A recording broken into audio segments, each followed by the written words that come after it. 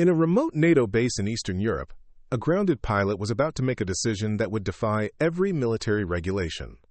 What started as routine morning duties took a shocking turn when she came face to face with 12 soldiers dying while proper channels remained silent.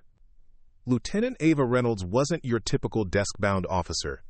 For 6 years, she had spent her life mastering close air support operations over Afghanistan, known for her precision under fire and unwavering commitment to bringing soldiers home. When she intercepted Private Leo Ortega's desperate radio transmission, she had no idea she was walking into a carefully orchestrated trap designed to expose NATO's greatest weakness. Reynolds made a choice that would lead to unauthorized combat, career destruction, and becoming a legend whispered among pilots across 3 continents. What began as a cyber attack on a single forward operating base would become a revelation about the courage required when institutional systems fail.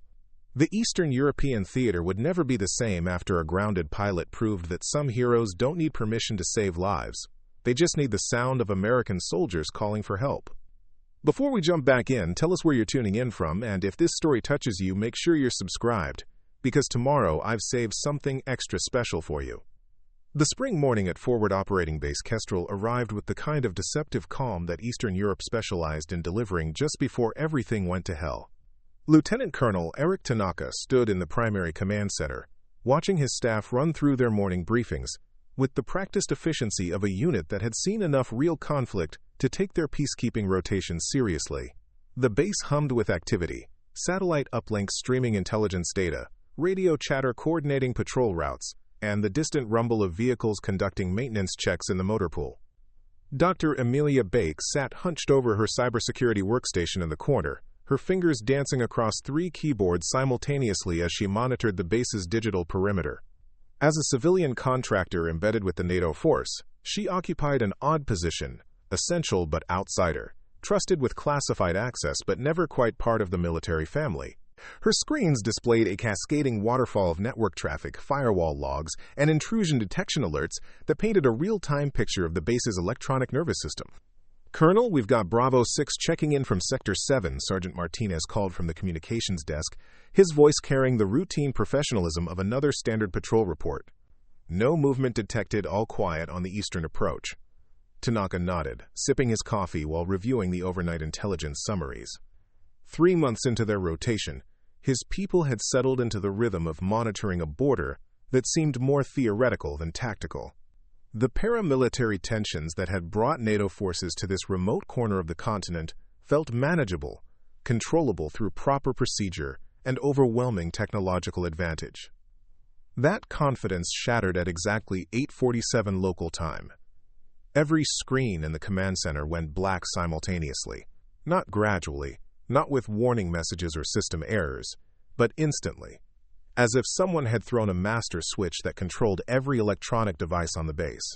The steady hum of cooling fans, hard drives, and processing units died into an unnatural silence that made everyone freeze in place. "What the hell just happened?" Tanaka demanded, setting down his coffee with enough force to splash liquid across his desk. Bake was already moving, her hands flying to backup systems and manual diagnostic tools. "Full network failure across all systems," she called out, her analytical mind racing through possibilities. "This isn't hardware malfunction.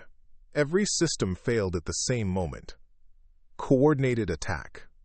The emergency lighting flickered on, casting harsh red shadows across faces that were beginning to process the magnitude of their situation. Sergeant Martinez grabbed the landline phone, his training kicking in automatically, but the line was dead. He tried the satellite uplink backup, then the shortwave radio emergency frequency, nothing but static across every channel. "Dr. Baig, talk to me," Tanaka ordered, crossing to her workstation where she was connecting a ruggedized laptop directly to the Ethernet backbone. "How bad is this?" "Worse than bad, Colonel." Her voice carried the clinical precision of someone delivering a terminal diagnosis. "This isn't random malware or a lucky hack. Someone mapped our entire network architecture, identified critical nodes, and struck everything simultaneously. The attack pattern is surgical. They knew exactly what to hit and in what sequence to cause maximum disruption." 20 miles away, Sergeant Kelsey Monroe crouched behind a fallen log and watched her carefully planned world collapse through the scope of her rifle. Her 12-person patrol had been conducting routine reconnaissance along the disputed border when the first shots erupted from the tree line ahead. What should have been a simple radio call for support had become a desperate fight for survival as unidentified forces surrounded her position with the kind of tactical precision that spoke of professional military training. "Contact front!" Private Leo Ortega shouted from behind the rusted hulk of an abandoned tractor, his voice cracking with the adrenaline of his first real firefight. "Multiple shooters. They're trying to flank us." Monroe keyed her radio for the 5th time in 10 minutes, hoping against hope that this time she'd reach command. "Kestrel Base, this is Bravo 6. We are under fire from unknown hostiles. Requesting immediate support. Over." Static answered back, the same electronic emptiness that had greeted every attempt to call for help. The young private's eyes found hers across the killing ground, wide with the kind of fear that came from realizing that all the training scenarios had been preparation for this exact moment, and that the radio backup they'd always assumed would be there simply wasn't coming. "Sergeant, my radio's dead too," Corporal Jensen called from a crater 20 yards to her left. "Nothing on any frequency." Monroe felt ice forming in her stomach. 12 soldiers against an unknown number of professional fighters, with no communication, no support, and no backup. She'd led patrols through hostile territory before, but always with the confidence that American air power was just a radio call away. Now they were utterly alone.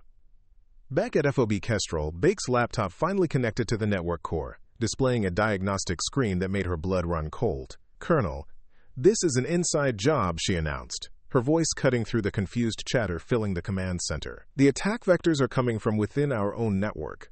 Someone with administrative access has been planting backdoors for weeks, maybe months." Quote, "That's impossible," Tanaka replied automatically, but his voice carried less conviction than his words. "Every person on this base has been vetted through NATO security protocols." Then someone got past the protocols. Bake's fingers flew across her keyboard, tracing data pathways like a detective following footprints. "The malware isn't just disrupting communications, it's specifically targeting our ability to coordinate rapid response. Someone wanted us blind and deaf when they made their move." In the aircraft maintenance hangar on the far side of the base, Lieutenant Ava Reynolds sat on an overturned fuel canister, mechanically cleaning her sidearm for the 3rd time that morning. The weapon maintenance had become a ritual, something to occupy her hands while her mind wrestled with the endless loop of guilt and frustration that defined her current existence. 6 months ago, she'd been leading combat sorties over Afghanistan. Now she was grounded, relegated to paperwork and mandatory counseling sessions, while the Air Force decided whether her career was salvageable. The hangar around her held 3 A-10 Warthogs in various stages of maintenance, their angular gray hulks looking like sleeping predators in the filtered light from the high windows. These weren't the sleek fighters that drew admiring crowds at air shows. They were blunt instruments of war, designed around the massive GAU-8 Avenger cannon that could turn enemy armor into scrap metal. Ava knew every rivet, every system, every quirk of temperament that kept these machines airworthy. What she wasn't allowed to do was fly them. Chief Mechanic Dana Jew emerged from beneath the nearest aircraft, her coveralls stained with hydraulic fluid and her perpetually sarcastic expression indicating another morning of wrestling with aging electronics. As a civilian contractor, she occupied the same outsider status as Dr. Bake. But where the cybersecurity expert remained clinically detached, Dana had developed genuine affection for both the machines and the people who flew them. "Another thrilling day in paradise, Lieutenant?" Dana asked, wiping her hands on a shop rag that had seen better decades. "I swear these birds are held together by profanity and determination." Before Ava could respond, the lights went out. Emergency power kicked in seconds later, but the timing was unmistakable. Whatever had hit the base had reached the maintenance facilities as well. Ava was on her feet instantly, her instincts honed by years of combat flying, recognizing the difference between routine power fluctuation and something genuinely threatening. "That's not a blown transformer," she said, checking her phone to find no signal. "Something's wrong." Dana was already moving toward the radio mounted on the tool bench, but her attempts to raise anyone yielded only static. "Base communications are down," she confirmed, then looked at Ava with an expression that mixed concern with opportunity. "Question is, what are we going to do about it?" The answer to that question was beginning to form in Ava's mind, but it was a dangerous thought. The kind that could end what remained of her military career, or, alternatively, be exactly what was needed when proper channels failed. She walked to the nearest Warthog, running her hand along the titanium armor plating that protected the cockpit, feeling the familiar surge of connection between pilot and machine. "Dana, what's the maintenance status on this bird?" "Why do you ask?" Dana's voice carried the careful neutrality of someone who suspected where the conversation was heading. "Just curious about readiness levels." Dana studied her for a long moment, then consulted the maintenance log clipped to her workbench. Officially, she's down for avionics calibration. Unofficially, everything's functional except for the electronic locks that keep unauthorized people from starting her up. She paused, meeting Ava's eyes directly. "Of course, those locks are just software, and software can be bypassed if someone really needed to get airborne." The hangar fell silent, except for the distant sounds of confusion echoing from the main base. Ava stared at the Warthog, seeing not just an aircraft but a tool that could matter if someone had the courage to use it without permission. 23 minutes after the cyber attack plunged Phobe Kestrel into electronic darkness, Private Leo Ortega made a decision that would change everything. Pinned behind the rusted tractor with bullets splintering the metal above his head, the 19-year-old from El Paso reached for the ancient shortwave radio clipped to his pack, a piece of equipment that predated digital networks and encrypted communications by decades. "Sergeant Monroe," he called across the 20 yards of open ground that separated their positions. "I've got the emergency radio!" Quote.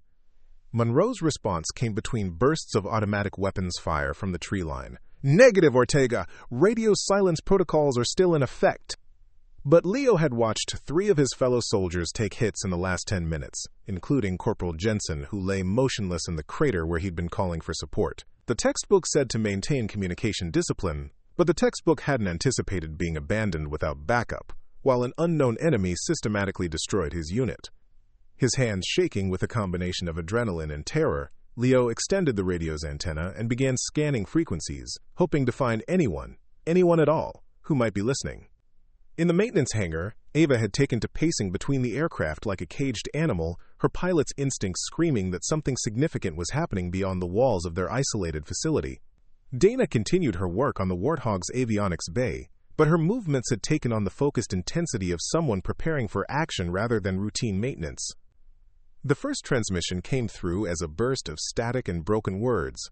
"Anyone listening, pinned down, need help." Both women froze, looking at the dusty shortwave radio mounted on Dana's workbench. The voice was young, frightened, and very much alive in a situation where survival was measured in minutes. "Repeat, this is Private Ortega, Bravo 6 Patrol. We are under fire and cut off from command. If anyone can hear this transmission, we need immediate assistance. Grid coordinates." The transmission dissolved into static before the crucial location information could get through. Ava moved to the radio, her hand hovering over the transmit switch while her mind raced through the implications. Responding would violate communication protocols, potentially compromise operational security, and identify their location to hostile forces who might be monitoring emergency frequencies. Not responding meant listening to American soldiers die while she sat safely in a hangar. Multiple casualties. Running low on ammunition. If there's anyone out there, please respond. The desperation in the young voice cut through Ava's professional caution like a blade. She grabbed the microphone and keyed the transmit button. "Bravo 6, this is Lieutenant Reynolds at FOB Kestrel. I copy your transmission. What is your tactical situation?" The relief in Leo's voice was palpable when he responded. "Lieutenant, thank God. We're surrounded by unknown hostiles, approximately company strength. Been fighting for over an hour with no support. Sergeant Monroe is wounded, and we've lost contact with base." From her position behind the log, Monroe was frantically signaling for Leo to cut the transmission. But the young private was beyond caring about protocol. He'd found someone who could help, and he wasn't about to let procedures prevent him from saving his unit. "Private, I need your exact location," Ava transmitted, grabbing a pencil to write down coordinates. "Are you able to identify enemy positions relative to your defensive perimeter?" "They've got us in a horseshoe formation, maybe 150 meters out. Heavy weapons positioned on the high ground to our north." "Ma'am, they're professionals. This isn't random militia." Dana had stopped pretending to work on the aircraft and was now openly listening to the exchange. "Lieutenant, you know what they're asking for," she said quietly. Ava looked at the Warthog, its weapons pylons empty, but its cannon loaded with 1,174 rounds of 30mm ammunition, enough firepower to turn the tactical situation Leo had described into a very different kind of fight. The aircraft was mechanically sound, fueled, and ready for combat operations. The only thing preventing it from reaching those trapped soldiers was the electronic lockout system that kept unauthorized personnel from starting the engines. "Private Ortega, stand by," she transmitted, then turned to Dana. "Hypothetically speaking, how long would it take you to bypass those electronic locks?" "Hypothetically?" Dana's grin was equal parts mischief and determination. "About 15 minutes, assuming I didn't care about leaving any evidence of what I'd done." She paused, studying Ava's expression. Of course, anyone who took that aircraft up without authorization would be looking at court-martial, loss of rank, and probably civilian prison time. And if they didn't go, then those kids die while we sit here following rules that were written by people who aren't listening to that radio. The transmission crackled back to life, but this time it was Monroe's voice, strained with pain and effort. "Kestrel Base, this is Sergeant Monroe, Bravo 6. Disregard previous unauthorized transmissions. We are maintaining defensive positions and await proper support through official channels." Quote. But underneath Monroe's professionally correct words, Ava could hear the desperation of a leader watching her people die, while proper channels remained deaf and mute. The sergeant was doing her job, maintaining discipline even in extremis, but her voice carried the weight of someone who knew that discipline might not be enough to bring her soldiers home. Leo's voice cut through immediately after, no longer asking for permission. "Lieutenant Reynolds, I don't care about unauthorized. Corporal Jensen is dead, and Sergeant Monroe's been hit. We've got maybe 20 minutes before they overrun our position. Please, someone help us." The hangar fell silent except for the distant sounds of confusion from the main base, where personnel were still trying to understand what had happened to their communications. Ava stared at the radio, knowing that her next decision would define everything that followed, for the trapped soldiers, for her own future, and for the people who would judge what she chose to do when proper authority failed. Dana was already moving toward the Warthog's avionics bay with a specialized toolkit. "I can't hear that radio anymore, Lieutenant," she said without looking back. "Must be interference from the work I'm doing on these electrical systems." Ava picked up the microphone one more time. "Bravo 6, Lieutenant Reynolds. I understand your situation. Maintain defensive positions and mark your perimeter if possible. Help is coming. Ma'am, are you authorized for close air support?" The question hung in the air like smoke from a battlefield, demanding an answer that would either violate every regulation in the Military Justice Code or consign 12 soldiers to death by adherence to proper procedure. "Rivate, I'm authorized to do whatever it takes to bring you home."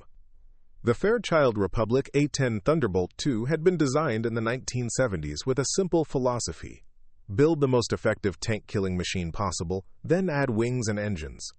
The result was an aircraft that prioritized function over form, durability over speed, and firepower over elegance.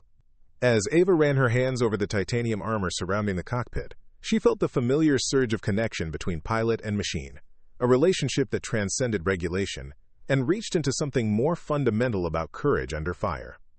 Dana worked with the focused intensity of a surgeon, her hands moving through the aircraft's electronic systems with practiced efficiency. The Warthog's security protocols had been designed to prevent exactly what they were attempting: unauthorized access to a weapons platform capable of engaging ground targets with devastating effectiveness. But every security system had vulnerabilities, and Dana had spent enough time maintaining these aircraft to know where those vulnerabilities could be exploited. "Talk to me, Dana," Ava said, checking her watch. 7 minutes had passed since Leo's last transmission, and each minute of delay increased the chance that her decision to help would come too late to matter. "Almost there," Dana replied, her voice muffled by the access panel she was working behind. "The lockout system uses encrypted handshake protocols with base operations, but it also has manual overrides for emergency situations. I'm convincing the computer that this qualifies as an emergency. Doesn't it?" According to the official definition, emergency authorization requires approval from the base commander or higher authority. Since we can't reach anyone in the command structure, the system defaults to lockdown.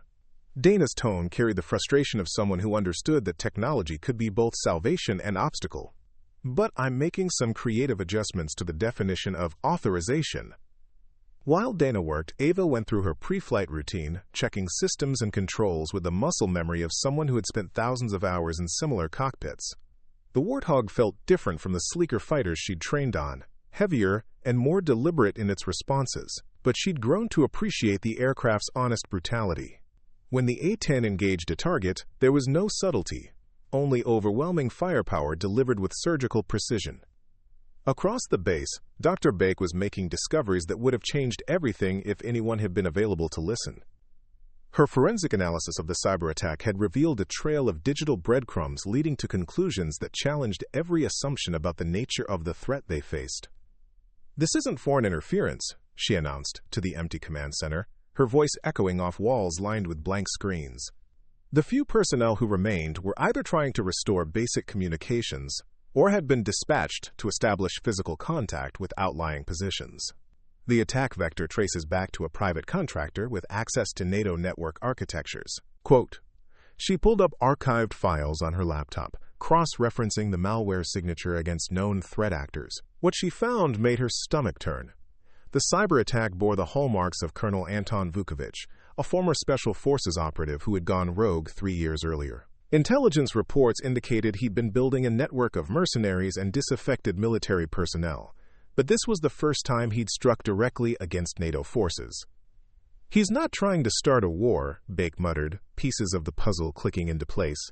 "He's trying to prove that NATO can't protect its own people when systems fail." But with all communications down, her discovery remained trapped in the digital equivalent of a bottle, unable to reach the people who needed to know that the attack on Bravo 6 wasn't random violence. It was a carefully orchestrated demonstration designed to expose the fragility of modern military command structures. In the maintenance hangar, Dana's efforts finally paid off. The Warthog's engines responded to her electronic manipulation, and the startup sequence initiated without triggering security alarms. "We're in business, Lieutenant," she announced, emerging from the avionics bay with the satisfaction of someone who had just outsmarted a system designed to be unbeatable. "She's all yours." Ava climbed into the cockpit, settling into the seat like a musician returning to a favorite instrument. The Warthog's controls felt familiar despite months of forced separation, and her hands moved automatically through the startup checklist. Engines spooled up with their characteristic whine, hydraulic systems pressurized, and weapons systems came online with the quiet efficiency of machinery designed for war. "Dana, you realize what you've just done?" Ava asked over the intercom.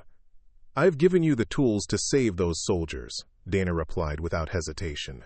"Whatever happens afterward, we'll deal with it. But right now, those kids need someone who remembers what military service actually means." The hangar doors began their slow mechanical opening, revealing the runway that stretched toward the morning sky. Ava felt the weight of decisions settling around her like armor, not the titanium plating that protected her body, but the moral certainty that some choices transcended regulation. She was about to violate direct orders, break fundamental military law, and risk everything she'd worked for in her career. She was also about to save the lives of 12 soldiers who had been abandoned by the very system they'd sworn to serve. "Bravo 6, this is Angel 1, she transmitted on the emergency frequency, using an impromptu call sign that felt appropriate for an unauthorized guardian angel. "I'm airborne and en route to your position. Maintain defensive posture and be ready to mark targets." Leo's response carried the first note of hope she'd heard in his voice. "Angel 1, copy that. We'll be ready." As Ava taxied toward the runway, Colonel Tanaka emerged from the command building and spotted the unauthorized aircraft movement. His reaction was instantaneous and predictable. He began running toward the runway while shouting for security personnel to stop the takeoff. But the A-10 was already accelerating, its twin engines pushing the heavily armored aircraft toward rotation speed. Tanaka reached for his radio before remembering that communications were still down, leaving him helpless to prevent what he was witnessing. By-the-book protocol demanded that he order the aircraft shot down before it could leave base airspace, but those orders would have to be transmitted through channels that no longer functioned. For the first time in his career, the institutional procedures he'd always relied upon had left him powerless to influence events. Ava felt the Warthog lift off the runway, climbing into a sky that suddenly felt infinite with possibility. Below, the base shrank to a collection of buildings and vehicles, while ahead lay 20 miles of airspace between her position and 12 soldiers who needed someone to remember that military power existed to protect, not to process paperwork. She banked toward the coordinates Leo had provided, checking her weapon systems one final time. The GAU-8 cannon showed ready, with a full load of armor-piercing rounds that could turn enemy positions into craters. She had no authorization, no air traffic control, no backup, and no official permission to engage hostile forces. What she had was training, determination, and the absolute certainty that sometimes doing the right thing required breaking every rule that prevented it. Angel 1 to Bravo 6, she transmitted as the landscape unfolded beneath her wings. 2 minutes to target area. Paint your positions and get ready to direct fire. We're gonna get you home, quote. In the command center, Tanaka watched the unauthorized takeoff through a window, knowing that he was witnessing either the end of Ava Reynolds' military career or the beginning of something that would redefine what courage looked like when institutional authority failed. Either way, there was no going back now. The A-10 Thunderbolt II cut through the morning air at 300 knots, its twin engines maintaining the steady rumble that had earned the aircraft its Warthog nickname. Lieutenant Ava Reynolds flew low, using terrain masking to avoid detection while following the GPS coordinates that Private Ortega had managed to transmit during his desperate radio call. The landscape below rolled past in a blur of spring green forests and brown agricultural fields, peaceful countryside that betrayed no hint of the violence unfolding in a small patch of contested territory ahead.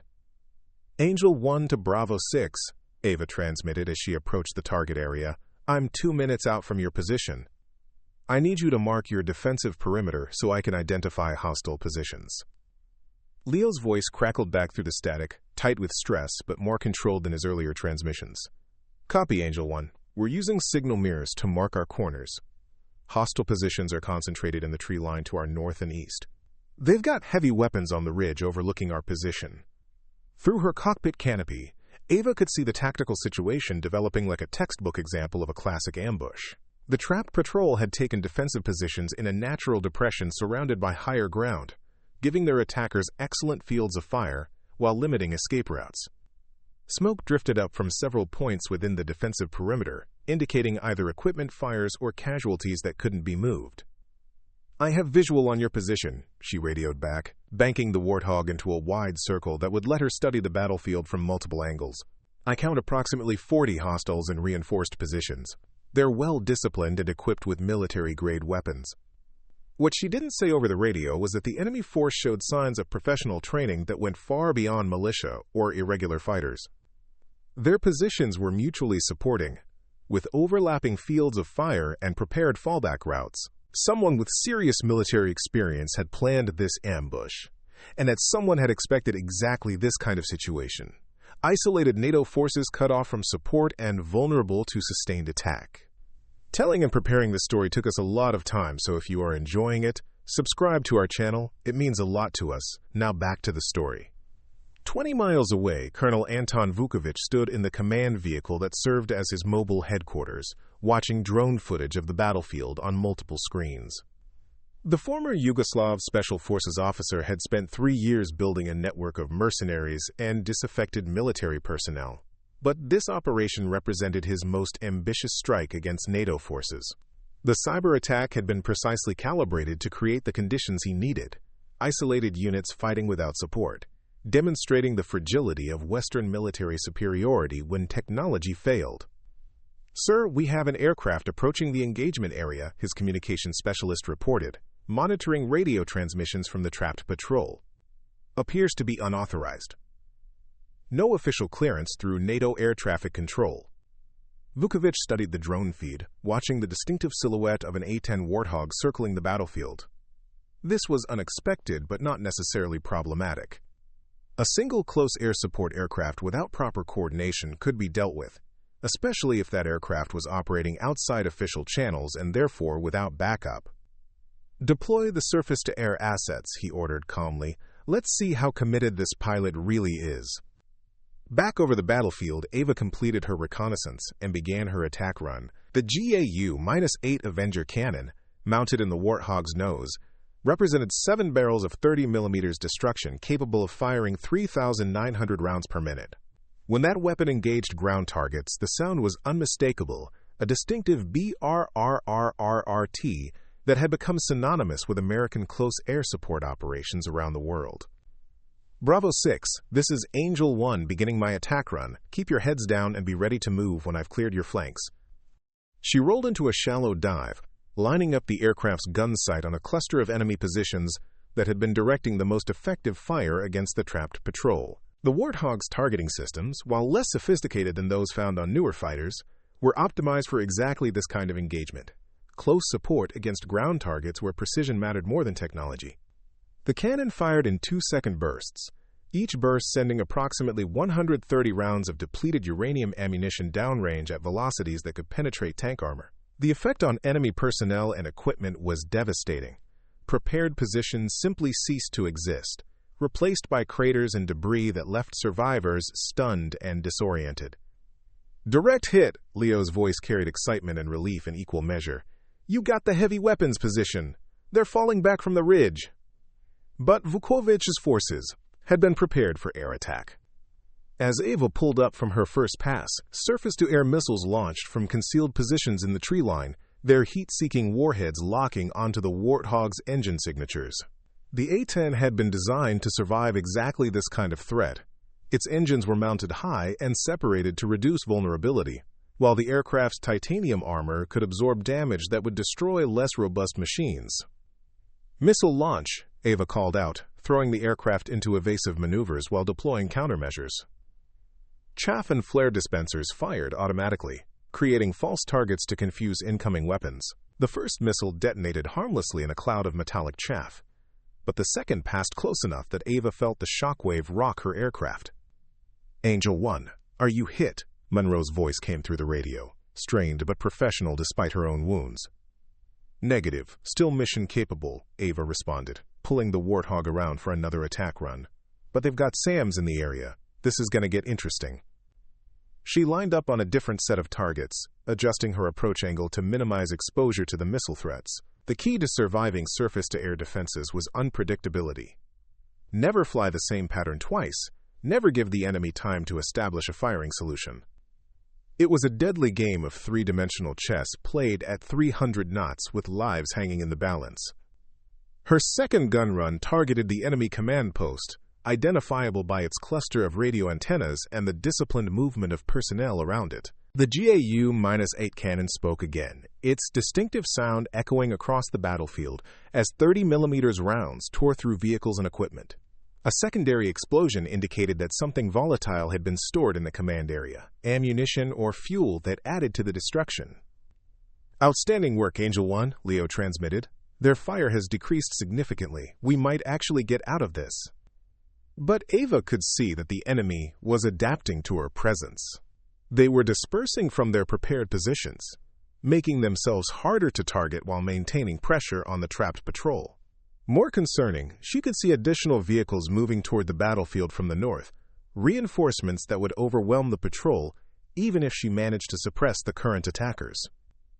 "Bravo 6, you've got more company coming from the north," she warned. "Estimate 1 platoon in vehicles, approximately 10 minutes out." Monroe's response carried the weight of someone making calculations about ammunition, casualties, and time. "Copy that, Angel 1. We're down to about 30% ammo, and I've got 4 wounded who can't move without assistance." The tactical situation was deteriorating despite Ava's intervention. She had inflicted significant casualties on the attacking force and disrupted their coordinated assault, but she couldn't remain on station indefinitely. The A-10's fuel consumption during combat operations was significant, and she was already operating without any of the support systems that normally sustained close air support missions. "Angel 1 to Bravo 6, I'm going to make one more run to clear your withdrawal route, then you need to move. Can you reach the extraction point we discussed?" "Affirmative. We'll be ready to move on your signal." Ava lined up for her final attack on the current engagement, targeting the positions that were preventing the patrol's movement toward friendly territory. This time she came in low and fast, using the Warthog's armored construction to absorb ground fire while delivering maximum damage to enemy positions.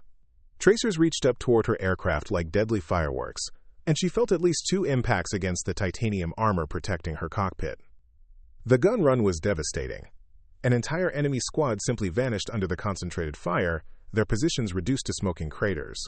As she pulled up and away, she could see the patrol beginning to move, carrying their wounded while laying down, covering fire against the remaining enemy positions. "Bravo 6 is moving," Monroe reported. "Thanks to you, we might actually make it home." But as Ava climbed away from the battlefield, she knew that the mission was far from over. The reinforcements were still approaching, her fuel was getting low, and she had no authorization to be where she was, doing what she was doing.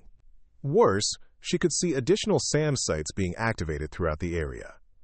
Vukovic had been waiting for exactly this kind of intervention and was prepared to make her pay for it.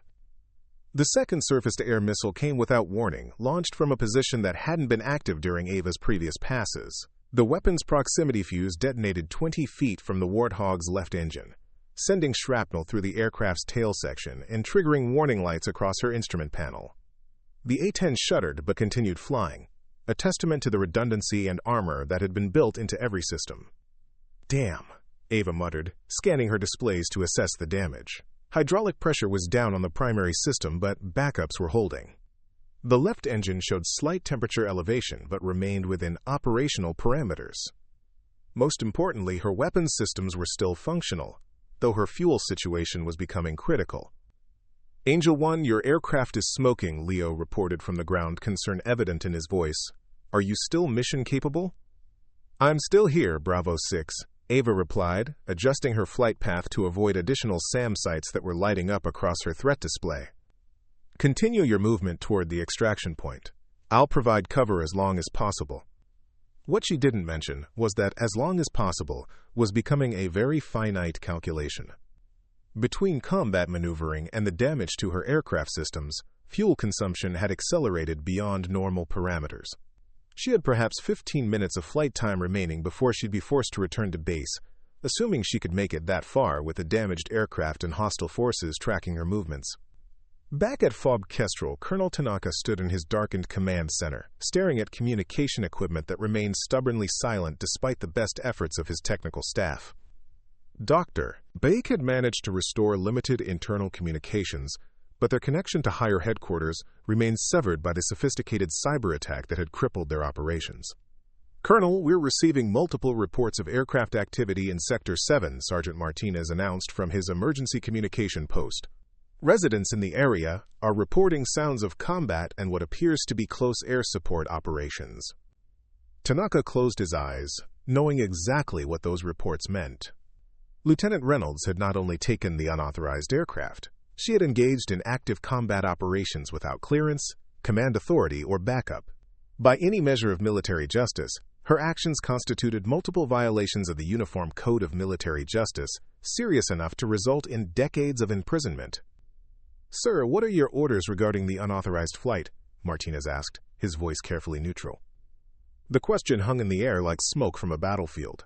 Protocol demanded that Tanaka immediately contact air defense assets and order the rogue aircraft intercepted. But those same protocols had failed catastrophically when his people needed support, leaving 12 soldiers to die, while proper channels remained paralyzed by bureaucratic procedure. "Sergeant, our communications with air defense remain compromised," Tanaka replied after a long pause. "Without proper coordination, any intercept operations would pose unacceptable risk to friendly forces in the area." It wasn't exactly a lie, but it wasn't the complete truth either. Tanaka was making a deliberate choice to provide Lieutenant Reynolds with the time and space she needed to complete whatever mission she had undertaken. He was also accepting responsibility for that choice, knowing that his career would likely end when higher authorities learned what had transpired during his command.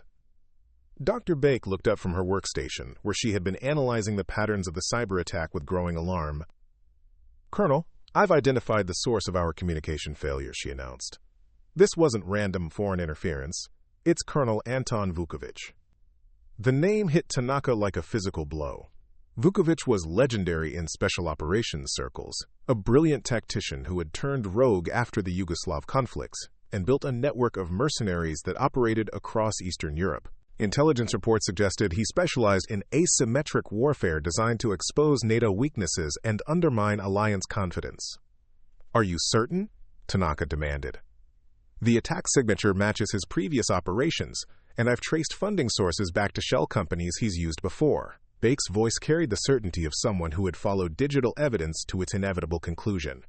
He's not trying to start a conventional war. He's trying to prove that NATO forces are helpless when their technology fails. The implications were staggering. Vukovic had orchestrated the cyber attack to isolate Bravo 6, then launched a ground assault, designed to demonstrate that NATO couldn't protect its own people when command systems failed. The only thing that had disrupted his plan was Lieutenant Reynolds' unauthorized intervention, an action that probably saved not only 12 soldiers, but also prevented a propaganda victory that could have undermined NATO credibility across the region. "We need to get this information to higher headquarters immediately," Tanaka said.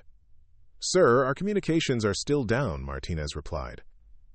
"Even if I could reach someone in authority, would they believe that a grounded pilot's unauthorized flight prevented an international incident?" Meanwhile, 20 miles away, Ava was fighting for her life against an increasingly sophisticated air defense network. Vukovic had positioned his SAM sites with professional expertise, creating overlapping coverage zones that made evasive maneuvering increasingly difficult. The damaged Warthog was losing altitude and speed, while warning lights indicated that multiple systems were operating beyond safe parameters. "Angel 1, this is Bravo 6. Monroe's voice came through the radio with professional calm that couldn't quite hide her concern. "We've reached the extraction point and are prepared for pickup. What's your status?" Ava glanced at her fuel gauge, then at the threat display, showing multiple missile sites still tracking her aircraft. "Bravo 6, I'm running low on everything: fuel, altitude, and luck. You need to get clear of the area immediately." "Negative, Angel 1. We're not leaving without you." The loyalty in Monroe's voice was both touching and tactically unsound. The sergeant was prepared to risk her entire unit to provide cover for the pilot who had saved them, demonstrating the kind of battlefield brotherhood that transcended rank and regulation. But Ava knew that her damaged aircraft had become more liability than asset. She needed to get clear before her presence endangered the very people she had risked everything to save. "Bravo 6, that's an order. Clear the area and link up with friendly forces. I'll find my own way home." She banked the Warthog toward the southwest, hoping to lead the SAM sites away from the patrol's position while making a desperate run for friendly airspace. The aircraft was barely controllable now, with hydraulic failures forcing her to rely on manual reversion that required constant physical effort to maintain level flight. Another missile launch lit up her threat display, but this time she had no countermeasures remaining. The weapon tracked true, its warhead detonating close enough to pepper the Warthog's right wing with shrapnel and knock out her GPS navigation system. She was now flying on instruments alone, in a damaged aircraft, over hostile territory, with no way to call for help. But she was still flying, and Monroe's patrol was still alive. Whatever happened next, she had accomplished what she'd set out to do: prove that military power existed to protect people, not to process paperwork. With her navigation systems compromised and fuel running critically low, Ava made a decision that would have been considered reckless under normal circumstances. But nothing about this mission had been normal from the beginning. She spotted Vukovic's mobile command post through a gap in the tree canopy, a cluster of vehicles and communication equipment that represented the nerve center of the entire operation. "If I'm going down," she muttered to herself, "I'm taking you with me." The attack run would require her to fly directly through the heart of the enemy air defense network, exposing her damaged aircraft to concentrated fire from multiple positions. The smart tactical choice would be to withdraw, preserve her aircraft and pilot for future operations. But smart tactical choices were what had left Bravo 6 pinned down and dying, while proper channels remained paralyzed by bureaucratic procedure. Ava pushed the Warthog's nose down, diving toward the command post at maximum speed while her remaining engine screamed in protest. Warning lights flashed across her instrument panel like a Christmas tree, indicating system failures cascading through the aircraft faster than she could acknowledge them. Hydraulic fluid sprayed across her canopy from damaged lines, reducing visibility to almost nothing. Ground fire reached up toward her like deadly fireworks, tracer rounds creating geometric patterns against the morning sky. She felt multiple impacts against the aircraft's armor, each hit transmitted through the airframe as a sharp jolt that tested both her physical endurance and the Warthog's legendary durability. The A-10 had been designed to absorb exactly this kind of punishment, but every machine had limits. "Come on, girl," she whispered to the aircraft, urging it through sheer force of will to hold together for just a few more seconds. Just a little farther. The GAU-8 cannon fired its final burst, sending 30mm rounds tearing through the command post with devastating effect. Vehicles exploded in secondary fireballs as fuel and ammunition cooked off, while communication equipment disintegrated under the concentrated fire. She saw figures running from the destruction, including one tall man in military fatigues who moved with the confident stride of someone accustomed to command, probably Vukovic himself. The gun run was successful beyond her expectations, but the cost was severe. As she pulled up from the attack, her remaining engine finally succumbed to battle damage, flaming out with a grinding mechanical scream that left the aircraft gliding powerlessly through hostile airspace. Without engine power, she had perhaps 5 minutes of flight time before the laws of physics forced her to find somewhere to land.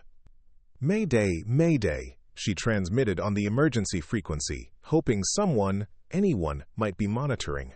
"This is Angel 1, single A10, engine failure and going down approximately 20 miles northeast of FOB Kestrel. If anyone copies this transmission, tell them we completed the mission." The response came from an unexpected source. Monroe's voice, calm and professional despite everything her unit had endured. "Angel 1, this is Bravo 6. We copy your Mayday. We have visual on your aircraft and are moving to provide ground support at your landing site. Negative, Bravo 6. You have wounded and need to reach friendly lines. Do not compromise your extraction from my aircraft." "Too late, Angel 1. We're already moving." Quote. Through her damaged canopy, Ava could see the patrol changing direction, their leader making the same kind of decision that had brought her into unauthorized combat, choosing loyalty over procedure, immediate human need over long-term tactical considerations. Monroe was risking her entire unit to provide cover for the pilot who had saved them, demonstrating the kind of battlefield brotherhood that transcended rank and regulation.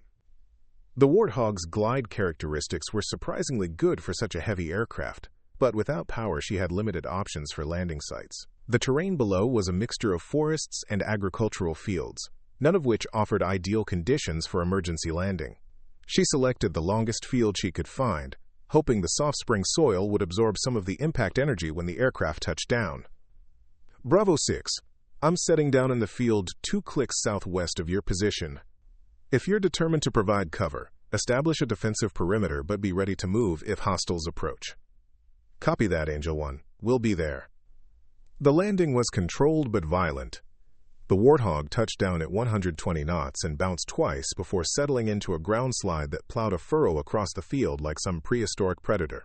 Ava fought to keep the aircraft straight as it shed speed through pure friction, finally coming to rest against a stone fence that crumpled the nose but left the cockpit intact. She sat motionless for a moment, checking for injuries and marveling at the fact that she was still alive. The A-10's legendary durability had lived up to its reputation. The cockpit remained intact despite damage that would have destroyed most other aircraft. Her body ached from the impact forces, but everything seemed to be working properly. Emergency egress procedures took over as she unstrapped from her ejection seat and prepared to abandon the aircraft. The Warthog was a total loss, its airframe twisted beyond repair and its systems permanently compromised. But it had completed its final mission, protecting American soldiers when all other systems had failed. As she climbed down from the cockpit, Ava could see Monroe's patrol approaching across the field, their movements coordinated despite the casualties they had sustained. These were soldiers who had been written off by their own command structure, abandoned by the technology they had been trained to rely upon, yet they had survived through courage and mutual support. "Lieutenant Reynolds," Monroe called out as she approached, her left arm in an improvised sling but her bearing still professional. "That was the most beautiful thing I've ever seen." "Sergeant Monroe, I presume?" Ava replied, extending her hand to the woman whose voice had guided her through the combat engagement. "Your unit did the hard part. I just provided a little external motivation for your opponents." Around them, the patrol established a defensive perimeter while tending to their wounded. Private Ortega, the young soldier whose desperate radio call had started everything, seemed to have aged years in the space of a few hours, but his eyes held the steady confidence of someone who had been tested under fire and found he was stronger than he had imagined. "Ma'am, what happens now?" Ortega asked. Ava looked at the smoking wreckage of the Warthog, then at the soldiers who surrounded her. People who had been abandoned by proper channels, but saved by unauthorized action. Now we get you home, she said simply. And then we face whatever consequences come from doing the right thing. The helicopter that extracted Bravo 6 patrol and Lieutenant Reynolds arrived at FOB Kestrel just as communication systems began flickering back to life. Dr. Bake had spent the previous 8 hours systematically purging Vukovic's malware from the base's networks, rebuilding security protocols while documenting evidence of the sophisticated attack that had crippled their operations.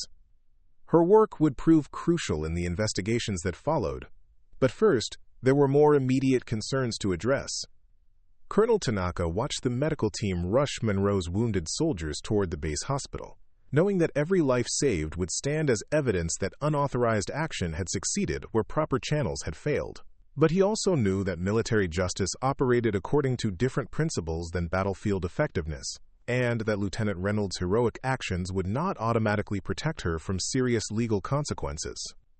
"Colonel, I have General Morrison on the restored satellite link," Sergeant Martinez announced from the communication desk. "He's requesting an immediate briefing on the unauthorized aircraft operation." Quote. Tanaka straightened his uniform and walked to the secure phone, knowing that the next few minutes would determine not only Ava's fate, but also his own career prospects. General Morrison commanded the NATO air operations for the entire region, and he was not known for tolerance of subordinates who operated outside established protocols. "General Morrison, this is Colonel Tanaka at FOB Kestrel.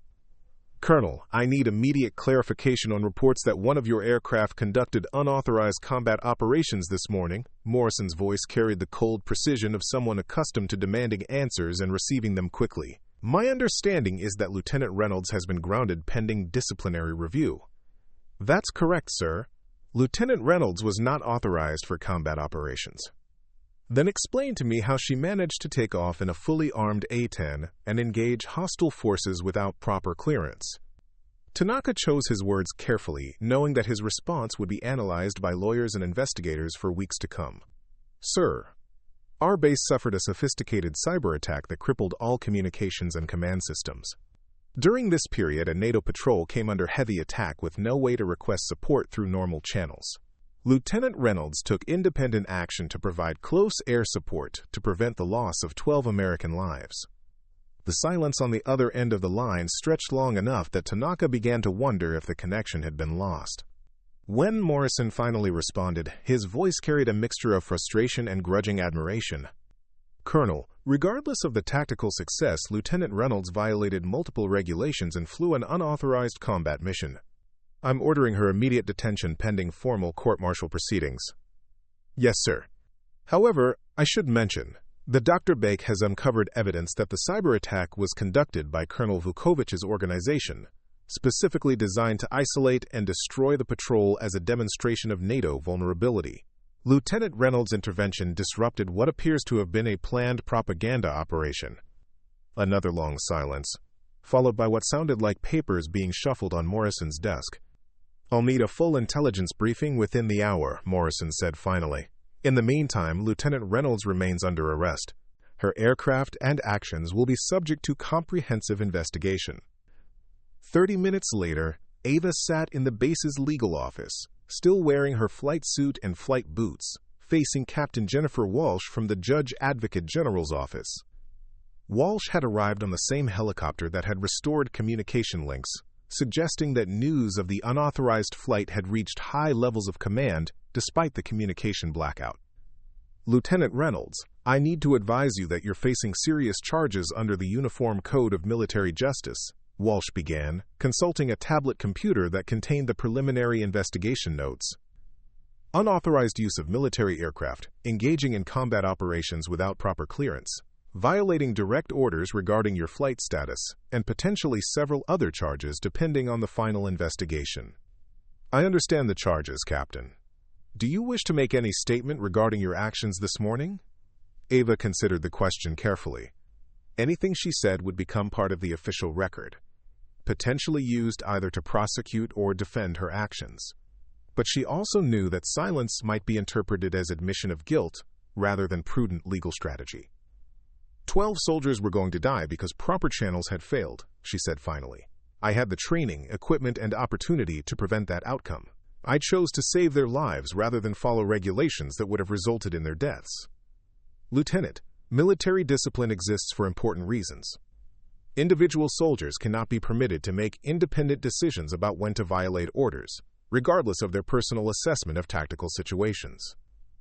Captain, with respect, individual soldiers make life and death decisions every day in combat situations. The only difference is whether those decisions result in American casualties or prevent them. Before Walsh could respond, the office door opened and Dr. Bake entered, carrying a laptop computer and several printed documents. She had requested permission to address the legal proceedings, claiming that her cybersecurity investigation had uncovered evidence relevant to the charges against Lieutenant Reynolds. Captain Walsh, I believe you need to see this, Bake announced, opening her laptop to display network logs and communication intercepts. The cyber attack this morning was specifically designed to isolate the patrol and prevent support responses. Colonel Vukovic was monitoring our communication protocols and planned the entire operation around our inability to provide assistance. She pulled up intercepted radio transmissions between Vukovic's forces translated from Serbian into English by NATO intelligence assets. The conversations revealed detailed knowledge of NATO operational procedures, communication protocols, and response timelines. Vukovic had known exactly how long it would take for proper channels to authorize support, and had planned his attack to exploit that delay. The assault would have succeeded if Lieutenant Reynolds had followed proper procedures, Bake continued. Vukovic's entire plan depended on institutional paralysis preventing rapid response. Her unauthorized action was the only thing that disrupted his operation. Captain Walsh studied the evidence with the careful attention of someone trained to evaluate complex legal questions. Dr. Bake, while this information provides context for Lieutenant Reynolds' actions, it doesn't change the fact that she violated direct orders and military regulations. It proves that following proper procedures would have resulted in exactly the outcome Vukovic intended, dead American soldiers, and proof that NATO forces are helpless when their technology fails. Before the discussion could continue, alarms began sounding throughout the base. Sergeant Martinez's voice echoed through the public address system. All personnel to defensive positions. We have multiple aircraft approaching from the northeast, unknown intentions. Through the office window, they could see personnel running toward defensive positions while air defense crews scrambled to activate systems that were still recovering from the morning's cyber attack. The timing was too coincidental to be random. Vukovic was making his response to the morning's events. Captain, I recommend we continue this discussion after we determine whether the base is under attack, Ava said, standing and moving toward the door. Lieutenant, you're under arrest and confined to this building. Ma'am, with respect, if this base is about to be attacked, my experience might be more valuable in the command center than in legal detention. Walsh looked torn between legal procedure and tactical reality. The sound of jet engines was growing louder, and through the window they could see ground crews frantically preparing equipment that hadn't been needed during their entire rotation. Colonel Tanaka's voice came through the intercom system. All available personnel to defensive positions. This is not a drill. Captain, Dr. Bake said quietly, maybe some rules are worth breaking when lives are at stake. Captain Walsh stared at Lieutenant Reynolds for a long moment, clearly wrestling with competing demands of legal procedure and immediate necessity. Finally, she reached a decision that would define how she remembered this deployment. Lieutenant, you're confined to the command center under my direct supervision. Any deviation from that arrangement will result in additional charges. Ava nodded understanding, knowing that Walsh was risking her own career to make the practical choice over the procedural one. As they moved toward the command center, she could hear the distinctive sound of military aircraft approaching, but whether they were friendly reinforcements or hostile forces remained to be determined. The morning that had begun with unauthorized action to save a trapped patrol was about to escalate into something far more complex, with consequences that would ripple through NATO command structures for months to come. The aircraft approaching FOB Kestrel turned out to be a flight of NATO F-16s conducting an emergency combat air patrol, their presence requested by General Morrison as soon as communication links had been restored. But their arrival coincided with intelligence briefings that would fundamentally change how the morning's events were understood by NATO command structures. In a secure conference room hastily established in the base's communications center, Colonel Tanaka found himself participating in a video conference that included General Morrison, intelligence analysts from NATO headquarters, and representatives from the Pentagon's Special Operations Division. Dr. Bake's evidence was being presented to the highest levels of military command, painting a picture of sophisticated enemy operations that went far beyond random border violence. The cyber attack this morning was the opening phase of a coordinated operation designed to create a propaganda victory for Colonel Vukovic's organization, announced Drive. Sarah Chen, a Pentagon intelligence analyst whose expertise in asymmetric warfare had made her one of the military's leading authorities on rogue special operations. Our assessment indicates that the destruction of Bravo 6 patrol would have been filmed and distributed as evidence that NATO forces are helpless when their technological advantages are neutralized. General Morrison leaned forward in his chair, studying satellite imagery that showed the aftermath of Lieutenant Reynolds' intervention. Are you telling me that an unauthorized flight by a grounded pilot disrupted a major enemy operation? That's exactly what we're telling you, sir, Dr. Chen replied. Vukovic had spent months preparing this operation, timing it to coincide with a period when multiple NATO units would be conducting routine patrols in isolated areas. The cyber attack was designed to prevent rapid response, leaving individual units vulnerable to coordinated assault. Dr. Bayek, participating via video link from her workstation, added crucial technical details. The malware we discovered wasn't random. It was specifically coded to target our communication protocols and disable our ability to coordinate air support. Someone with detailed knowledge of NATO operational procedures designed this attack to exploit our dependence on technological systems. Colonel Tanaka felt a mixture of vindication and concern as the intelligence picture became clear. Lieutenant Reynolds' unauthorized action had indeed prevented a strategic defeat, but the implications were staggering. If Vukovic could orchestrate this level of sophisticated attack against NATO forces, what other operations might he be planning? Sir, what are the legal implications for Lieutenant Reynolds? Tanaka asked, knowing that the court-martial proceedings were still pending despite the new intelligence. General Morrison was quiet for a long moment, clearly wrestling with competing demands of military justice and operational necessity. The unauthorized nature of her flight remains a serious violation of military regulations, he said finally. However, the strategic value of her intervention cannot be ignored. Dr. Chen pulled up additional intelligence files on her screen. General, we've intercepted communications suggesting that Vukovic has gone dark since this morning's operation failed. Our assessment is that he's regrouping for a counterstrike, probably targeting NATO command facilities directly rather than isolated patrols. What kind of counterstrike? Unknown at this time, but his organization has access to advanced weapon systems and demonstrated capability for sophisticated operations. We recommend heightened security posture across all NATO facilities in the region. Back at FOB Kestrel, Lieutenant Reynolds remained in the command center under Captain Walsh's supervision, monitoring the intelligence briefings while processing the magnitude of what had transpired. Her unauthorized flight had not only saved 12 soldiers, it had disrupted an enemy operation designed to undermine NATO credibility across Eastern Europe.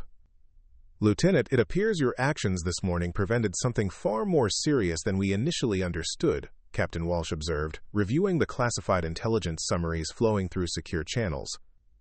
Ma'am, I was just trying to save soldiers who were under fire, Ava replied. I didn't know about any larger strategic implications. That's what makes your decision remarkable. You acted on immediate human need without knowing that you were preventing an international incident. Before their conversation could continue, Sergeant Martinez approached with a secure message tablet. Lieutenant Reynolds, you have an encrypted communication from NATO Legal Command.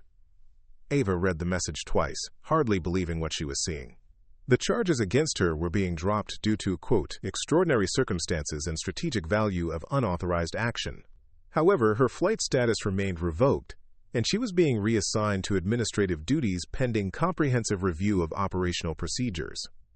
So I'm cleared legally but still grounded professionally, she said, handing the tablet back to Martinez. It could be worse, Captain Walsh pointed out. 6 hours ago, you were facing potential court-martial and civilian prison time. Now you're facing paperwork and mandatory counseling. But Ava knew that the real cost wasn't legal. It was the knowledge that she would never again be trusted with the kind of operational responsibility that had allowed her to make a difference when it mattered most. The Air Force would find administrative roles for her, desk jobs that kept her away from cockpits, and combat situations where individual initiative might conflict with institutional authority. Captain, what happens if Vukovic does launch a counterstrike, she asked. Then we hope our authorized pilots are as effective as our unauthorized ones.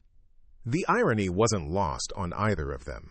The same system that was punishing Ava for saving lives would now depend on proper procedures and official channels to prevent the next attack. Procedures that had already proven inadequate when tested by sophisticated enemy action. Dr. Bake approached from her workstation carrying a laptop that displayed network monitoring data from across the region. "Lieutenant, I wanted to thank you personally," she said. "Your intervention gave me the time I needed to trace Vukovic's network intrusion and develop countermeasures. Without that disruption, we might never have identified how deeply he had penetrated our systems. Dr. Bake, you did the real work. I just provided a distraction. You provided leadership when institutional systems failed. That's something no amount of technology can replace." As the afternoon progressed, intelligence reports continued to paint an increasingly concerning picture of Vukovic's capabilities and intentions. The rogue colonel had spent 3 years building a network of mercenaries, hackers, and disaffected military personnel capable of conducting operations that conventional forces would struggle to counter. His goal wasn't territorial conquest, but psychological victory, proving that Western military superiority was an illusion that could be shattered by anyone willing to operate outside conventional rules. "He's going to strike again," Ava said quietly, studying satellite imagery of the morning's battlefield. "Someone who planned this operation won't just disappear because one phase failed." Colonel Tanaka, who had been monitoring the intelligence briefings while managing the ongoing security situation, nodded grimly. "The question is where and when. We've got NATO facilities across 3 countries that could be targets, and no way to predict his next move." "Sir, with respect, we do know one thing about his next move," Ava said. "He's going to want revenge for this morning's failure, and he's going to want it to be personal." 3 days after the failed operation, Colonel Anton Vukovic stood in an abandoned warehouse outside Belgrade, studying reconnaissance photographs of FOB Kestrel, while his remaining staff worked to rebuild their operational capabilities. The morning's defeat had cost him 2/3 of his assault force and destroyed months of careful preparation, but it had also provided valuable intelligence about NATO response procedures under stress. "Sir, we've identified the pilot who conducted the unauthorized airstrike," his intelligence specialist reported, placing a classified personnel file on the table. "Lieutenant Ava Reynolds, currently grounded pending disciplinary review. She appears to have acted independently, without official authorization." Vukovic studied the photograph and service record with professional interest. Reynolds was a combat veteran with extensive experience in close air support operations. Exactly the kind of pilot who might possess the skill and determination to disrupt a carefully planned operation. More importantly, her unauthorized status meant that NATO command probably considered her a liability rather than an asset. "Interesting," he mused. "She violated her own military's regulations to attack my forces, which means she's capable of acting outside institutional constraints. That makes her dangerous in ways that proper military personnel are not. Sir, what are your orders regarding the counterstrike?" Vukovic had been considering his options since the withdrawal from the morning's battlefield. A direct assault on NATO facilities would trigger overwhelming retaliation, defeating his strategic objectives. But a more targeted operation, one that eliminated the individual responsible for his failure while demonstrating continued capability for sophisticated attacks, could restore his credibility while advancing his larger goals. "We're going to force Lieutenant Reynolds to make another unauthorized flight," he announced, "and this time we'll be ready for her."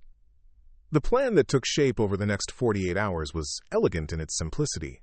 Vukovic would stage another operation against isolated NATO forces, but this time the target would be a convoy carrying humanitarian supplies to displaced civilians.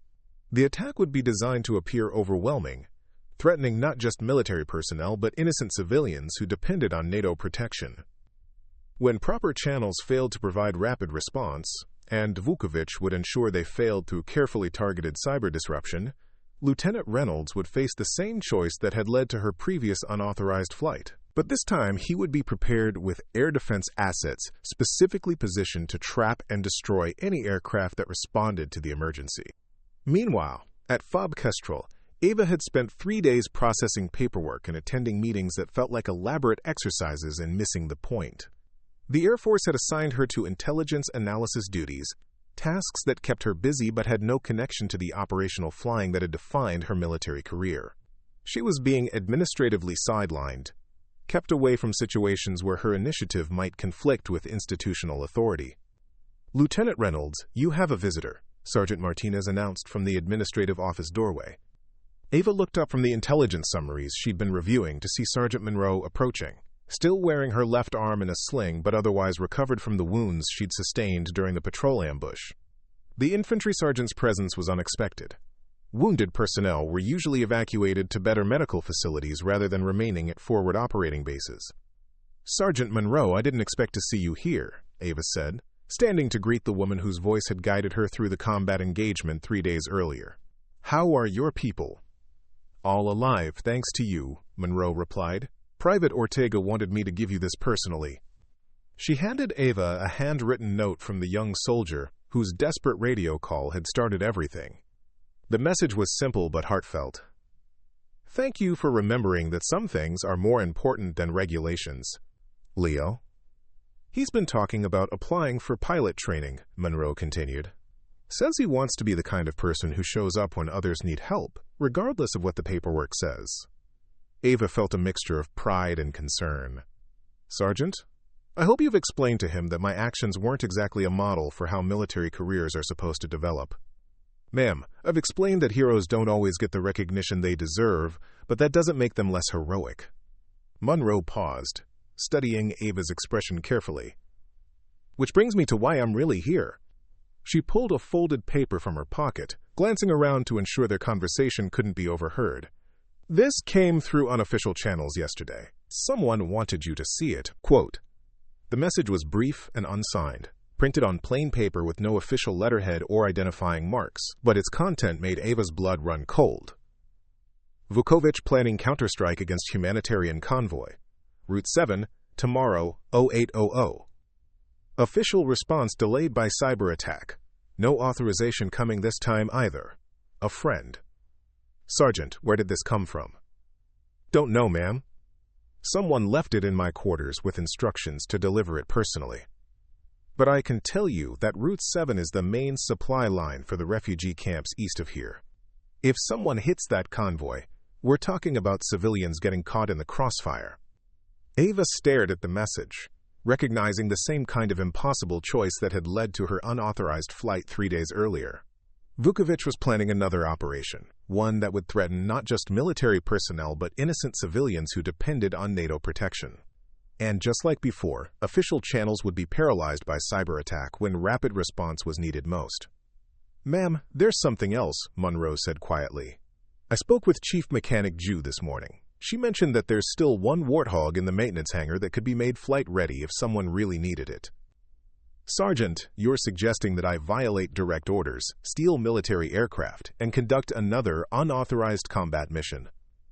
"Ma'am, I'm suggesting that sometimes the right thing to do isn't the same as the legal thing to do." Monroe met her eyes directly. "Those civilians on Route 7 don't care about military regulations. They just want someone to show up when they need help." Before Ava could respond, her secure phone buzzed with an encrypted message. The sender was identified only as DB, but the content was unmistakable. "Network intrusion detected on humanitarian convoy route. Same malware signature as previous attack. Official response systems will be compromised starting 0700 tomorrow. Thought you should know. EB." Dr. Bake was confirming what the anonymous message had suggested. Vukovic was indeed planning another operation, and he was using the same cyber warfare tactics that had proven effective during the patrol ambush. But this time he was targeting civilians as well as military personnel, escalating the conflict in ways that demanded response, regardless of authorization. "Sergeant, hypothetically speaking, what would happen if someone decided to take unauthorized action again?" Quote, "Hypothetically, ma'am, that person would probably face court-martial, loss of rank, and civilian prison time," Monroe replied. "But non-hypothetically, the people on that convoy would go home to their families instead of being buried in refugee camp graves." Ava walked to the window, looking out at the maintenance hangar where she knew Dana was working on aircraft that might never see combat again if proper procedures were followed. Somewhere along Route 7, civilians were preparing for another day of depending on NATO protection that might not arrive when they needed it most. Her secure phone buzzed again, this time with a message from an unknown sender. "Hangar 3, 0600, come alone. -DJ." Dana was offering her another chance to choose between regulation and results, another opportunity to prove that military power existed to protect people rather than process paperwork. But this time, the stakes were even higher, not just soldiers who had volunteered for combat, but civilians whose only crime was being in the wrong place when institutional systems failed. "Sergeant Monroe, thank you for delivering that message," Ava said finally. "I think I need to take a walk and consider my options." "Yes, ma'am." "If you happen to walk past the maintenance hangar, you might want to know that security patrols don't usually check that area until after 0700. As Monroe left the administrative office, Ava remained at the window, watching the sun set over a landscape that would soon become another battlefield where proper procedures competed with immediate human need. Tomorrow morning, she would face the same choice that had defined her entire military career: follow regulations that protected her career, or take action that protected people who couldn't protect themselves. The answer, she realized, had never really been in doubt. At 0557 the following morning, Lieutenant Ava Reynolds approached Hangar 3 through the pre-dawn darkness, her footsteps echoing softly off the concrete as she walked toward what might be her final military operation. The base was quiet, except for routine security patrols and the distant hum of early morning activities, most personnel still hours away from discovering that their electronic systems had been compromised once again. Dana Ju emerged from the shadows beside the hangar door, her coveralls stained with hydraulic fluid and her expression mixing determination with nervous energy. "Lieutenant, I was beginning to think you might have decided to follow regulations for once." "Dana, we both know that regulations haven't saved a single life during this deployment," Ava replied. "How long do we have?" "The bird's ready now, fueled, armed, and with all the electronic lockouts bypassed. But I can't guarantee how long before someone notices unusual activity." Dana handed her a flight helmet and survival vest. "Dr. Bake sent word that the cyber attack started 10 minutes ago. Official response systems are already compromised." As if summoned by the mention of her name, Dr. Bake appeared from inside the hangar, carrying a ruggedized laptop and wearing the focused expression of someone who had been working through the night. "Lieutenant, Vukovic's people have inserted malware that will delay official authorization for at least 40 minutes. The humanitarian convoy is scheduled to enter the kill zone at 0800. 40 minutes, Ava repeated, calculating flight time and tactical requirements. "That gives me a 20-minute window to locate and engage before the convoy reaches the ambush site." "It also means you'll be operating completely alone," Bake pointed out. "No backup, no support, and no way to call for help if something goes wrong." Ava walked toward the Warthog, running her hand along the familiar titanium armor while her mind processed the tactical situation. Vukovic would be expecting another unauthorized response, and this time he would be prepared with air defense assets specifically positioned to trap any aircraft that attempted to intervene. Flying into his kill zone would be like walking into a spiderweb designed specifically to catch A-10 pilots who acted without authorization. "Dr. Bayek, have you been able to determine the location of his command post?"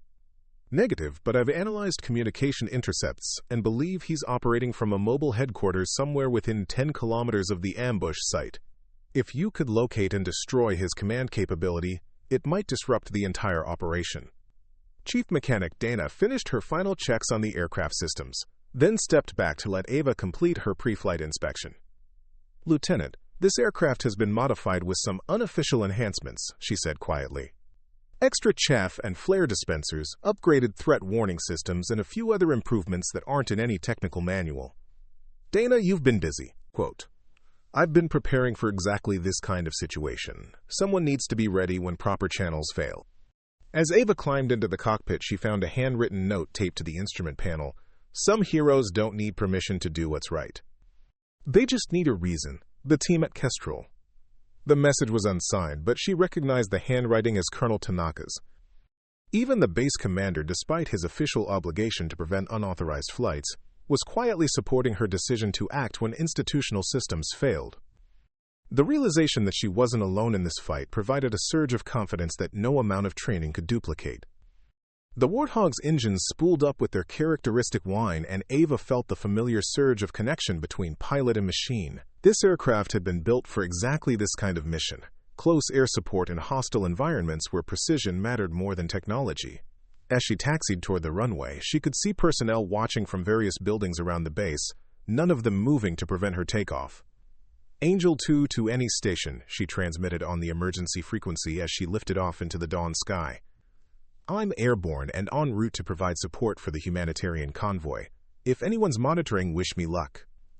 The response came from an unexpected source. Monroe's voice, transmitted from somewhere on the ground. Angel 2, this is Guardian 6, we have your back. Bring our people home. As Ava banked toward Route 7, she realized that Monroe's patrol was also operating without authorization, moving to provide ground support for whatever action she might take against Vukovic's forces. The sergeant was risking her own career to support an unauthorized pilot, demonstrating the same kind of loyalty that had brought Ava into combat 3 days earlier. 20 minutes later, she spotted the humanitarian convoy moving through a valley that provided perfect conditions for ambush, high ground on both sides, limited escape routes, and clear fields of fire for attackers positioned in concealed positions. Through her aircraft's targeting systems, she could see muzzle flashes beginning to erupt from the tree line as Vukovic's forces opened fire on the convoy vehicles. Guardian 6, this is Angel 2. I have visual on the convoy under attack. Beginning my engagement. Quote.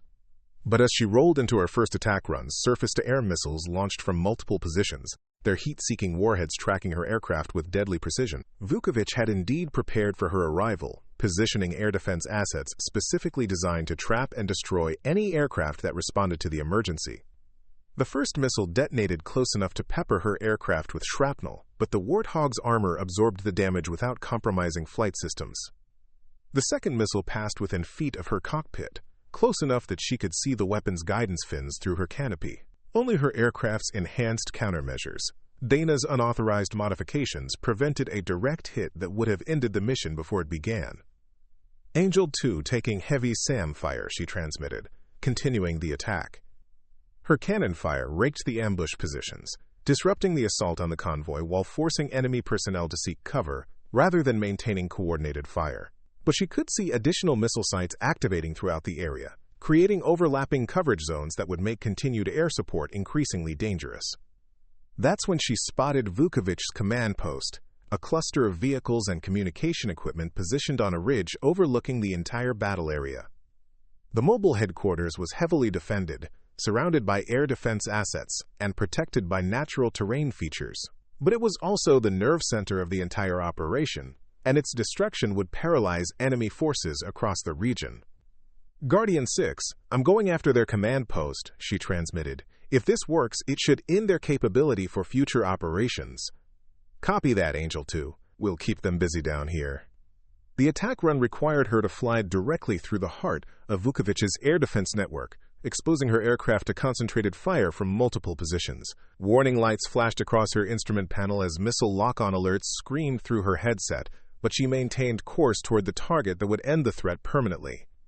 The GAU-8 cannon fired its longest burst of the engagement, sending 30mm rounds tearing through vehicles and equipment, while secondary explosions indicated that ammunition stores had been hit. Through the smoke and debris, she saw a tall figure in military fatigues, Vukovic himself, running from the destruction before a secondary blast engulfed the entire command area.